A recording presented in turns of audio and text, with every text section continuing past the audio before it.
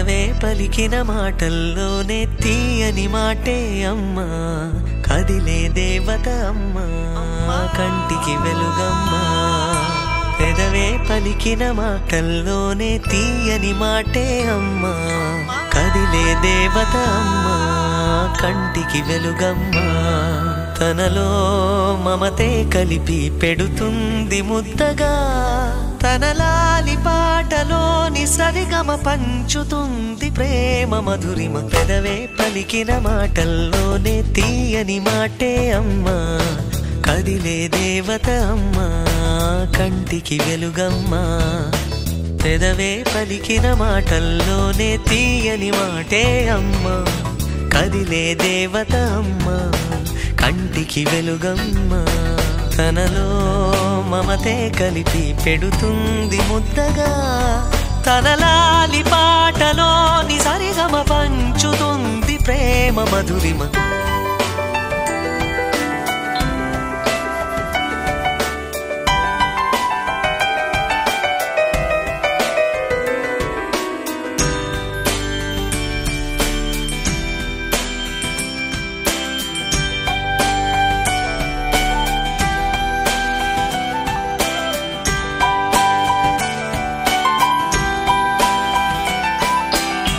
మనలోని ప్రాణం అమ్మ, మనదైన రూపం అమ్మ, ఎనలేని జాలి గుణమే అమ్మ. నడిపించే దీపం అమ్మ, కరుణించే కోపం అమ్మ, వరమిచ్చే తీపి శాపం అమ్మ. నాయాలి అమ్మగా తుండగా, జోలాలి పాడన కమ్మగా కమ్మగా. పెదవే పలికిన మాటల్లోనే తీయని మాటే అమ్మా, కదిలే దేవత అమ్మా, కంటికి వెలుగమ్మా. తనలో మమతే కలిపి పెడుతుంది ముద్దగా, తన లాలి పాటలోని సరిగమ పంచుతుంది ప్రేమ మధురిమ.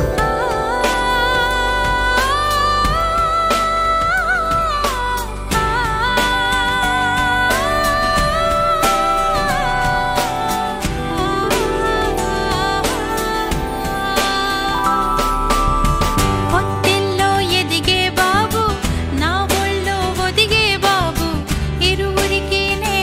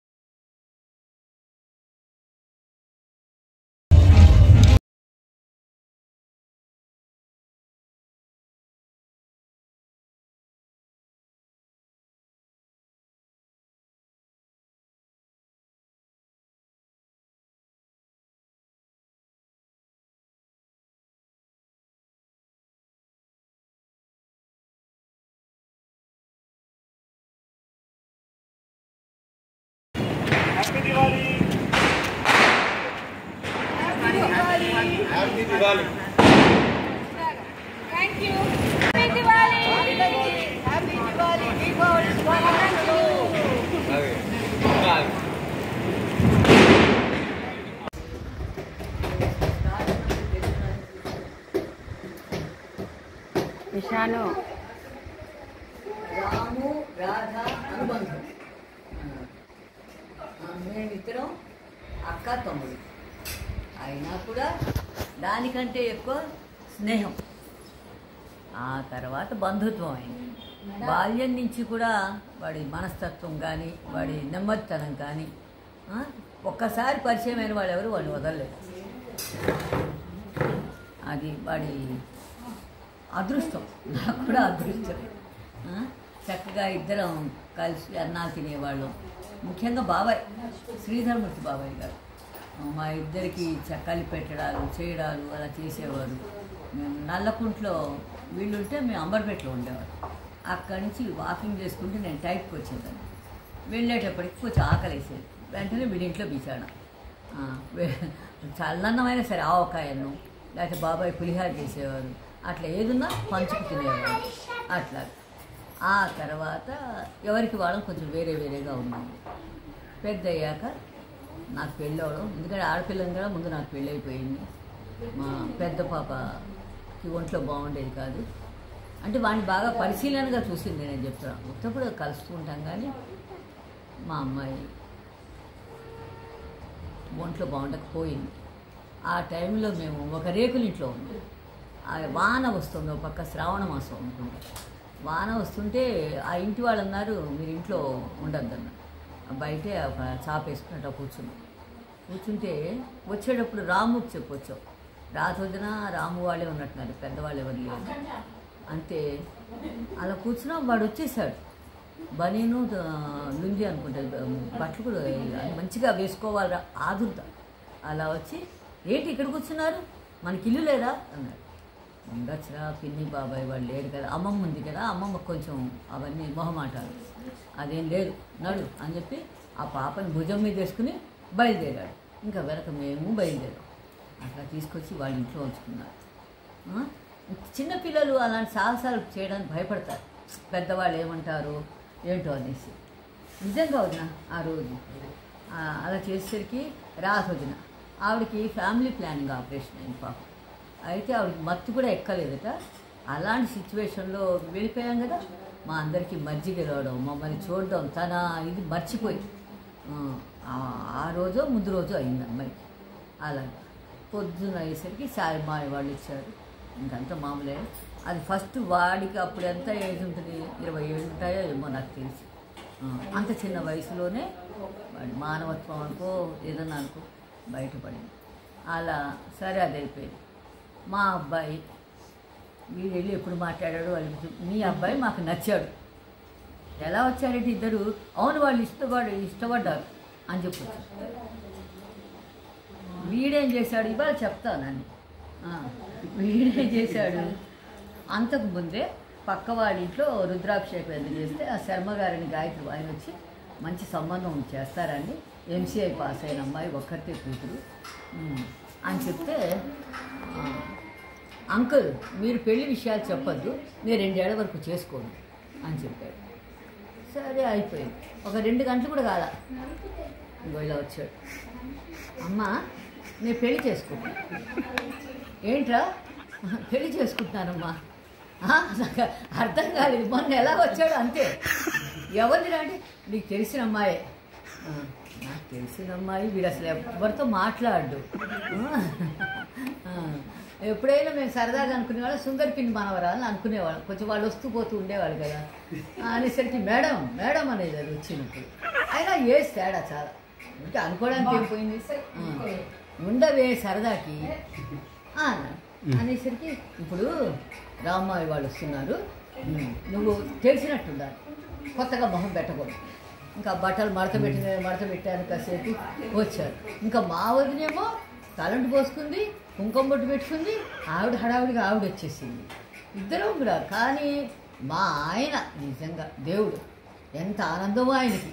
రాముడు వచ్చాడు, ఓ పెద్ద జల్లెడు దాచుకున్నాం, అన్నీ దాచుకున్నాం, మీరు ఇచ్చినవన్నీ ఆ జల్లెడు స్వీట్లు అన్నీ పట్టుకొచ్చి ఏది చేసినా దర్జాగా చేశారు. ఇప్పటికి కూడా అదే మర్యాద, అదే పద్ధతి. పాత పడ్డారు కదా లేదు, మేము ఎప్పుడు నిత్యం కొత్త అలాగా చేసి మళ్ళీ రమ్మన్నారు పెళ్లి చూపులకి. నాకు అనిపించిన అంకరాజ్ వాళ్ళందరం కలిసి వెళ్దాము ఓ సరదాగా పెళ్లి సందడి సినిమాలాగా అట్లాగా అనుకున్నాం. సాయిమా అన్నాడు, రాముడు కూతురు కదా, ఇక నేను నో అనే పాయింట్ లేదు, నాకు తెలుసు గిరిజ మర్యాద తెలుసు, రాముడు మర్యాద తెలుసు అని చెప్పేసి మీరు వెళ్ళిరండి, తర్వాత పెళ్లి మాటలప్పుడు వస్తాం మీకు కావాలి. అలాగా జరిగిందనమాట. అంటే మామతో పాటు అల్లుడిని పొగుడుతున్నాను, అట్లా మంచి సెలక్షన్ చేసుకున్నాడు.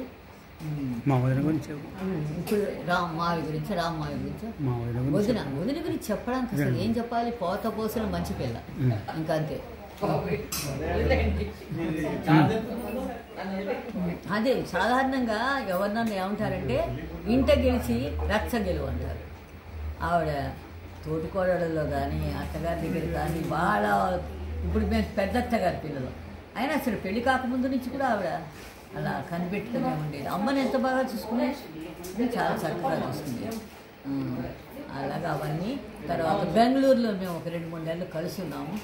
అప్పుడు ఇక రామాయణం చదువుకొని ఇవి చదువుకుని ఒక ఫ్రెండ్లీ పార్టీ లాగా అయిపోయింది అనమాట అదంతా. ఈయన వచ్చేటప్పుడు ఈయన కొంచెం బాగాలేదు, రామే డైపర్ అది వేసి బాగా తీసుకొచ్చాడు, అతను జాగ్రత్తగా తీసుకొచ్చి మా ఇంట్లో దింపి అలా వెళ్ళాడు. సో మాకు అలాంటి వాళ్ళ అనుబంధం దొరకడం మా పూర్వజన్మ సుకృతం. ముఖ్యంగా హరీష్కి మరీ థ్యాంక్స్, మంచి కుటుంబంతో కలిపినందుకు. థ్యాంక్ యూ అన్నయ్య. మా అన్నయ్య గురించి అని చెప్పు. నేను ఇంకోటి చెప్తా, అమ్మ చెప్పింది డీటెయిల్గా కాదు. హరీష్ ఆ సక్సెస్కి కారణం ఏంటి?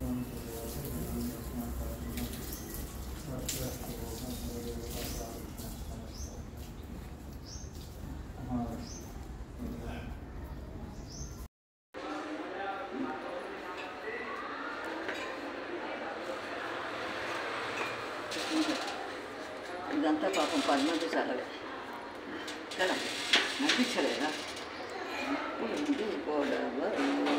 చెప్పులేసుకుంటావా? ఇంకొక జన్మంటూ ఆ దేవుడు నాకిస్తే మళ్ళీ బంధం నాకిమ్మని వరమడిగేస్తా. ఎవరేమి అంటున్నా ఎవరేమి చేస్తున్నా అనుబంధమే నాడు తీరనిది. నేనున్నా ఈ రోజు నేలేని ఆ రోజు అనురాగం తీయనిది. రండి.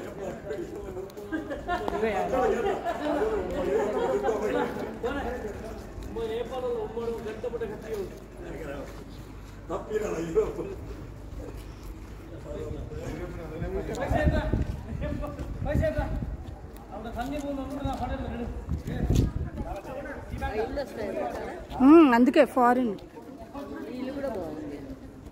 ఏదైనా ఒక ఇంటి దగ్గర ఫోటో తీసుకున్నాను.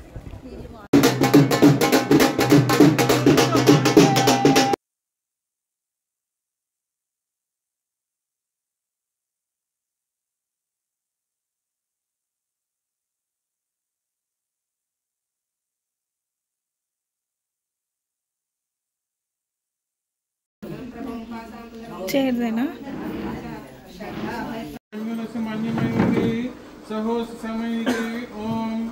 ओम त्रयाम्बकं यजामहे सुगंधं पुष्टिवर्धनं उर्वरीकमिव वरुणं मृत्योरग्निमामृतम् ओम प्राणो देवी सरस्वती वाजेति वाजनीवती दीनाम विक्रवतु ओम మీరు స్టార్ట్ చేయండి. జీలకర్ర బెల్లం పెట్టండి. చెప్పాను కదా.